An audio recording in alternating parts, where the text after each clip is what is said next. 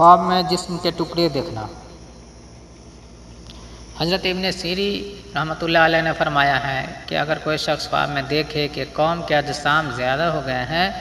تو دلیل ہے کہ اس کے اپنے اور اہل بہت زیادہ ہوں گے، اور اگر دیکھے کہ اس کے اعضاء کٹ گئے ہیں یا جسم سے گر پڑے ہیں تو دلیل ہے کہ سفر کرے گا۔ اس کے اپنے پورا گندا ہوں گے، اور دیکھے کہ اس نے اپنا جسم کاٹا ہے یا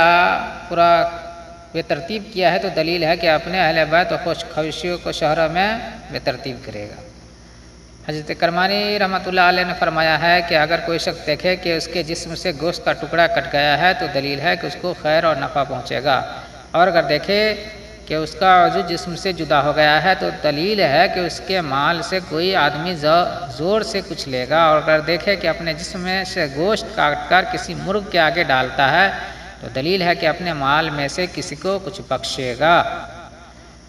حضرت جابر مغربی رحمۃ اللہ علیہ نے فرمایا ہے کہ اگر کوئی شخص دیکھے کہ اس کے جسم کا کوئی حصہ اس سے باتیں کرتا ہے تو دلیل ہے کہ خلقت میں رسوا ہوگا، اور اگر دیکھے کہ اس کے جسم کا کوئی حصہ کسی راستے پر جا رہا ہے تو دلیل ہے کہ ایسا کرے گا کہ جس پر بھروسہ کرے گا، اور اگر دیکھے کہ اس کے جسم میں سے کچھ جدا ہو گیا ہے تو دلیل ہے کہ اس کے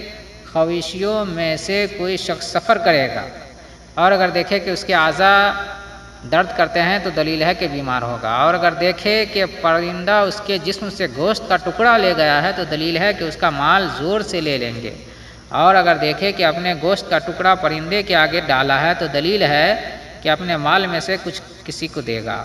حضرت جابر مغربی رحمۃ اللہ علیہ نے فرمایا ہے کہ اگر کوئی شخص خواب میں دیکھے کہ اس کے اعضاء میں سے کوئی عضو تباہ ہو گیا ہے تو اس سے دلیل ہے کہ وہ راستے پر نہیں رہا۔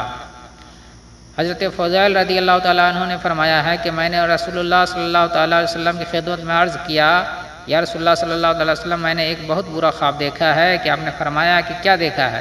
میں نے عرض کیا کہ میں نے خواب میں دیکھا ہے کہ لوگوں نے آپ کے جسم سے ایک ٹکڑا کاٹا اور میری گود میں رکھ دیا۔ آپ نے فرمایا حضرت فاطمہ رضی اللہ تعالیٰ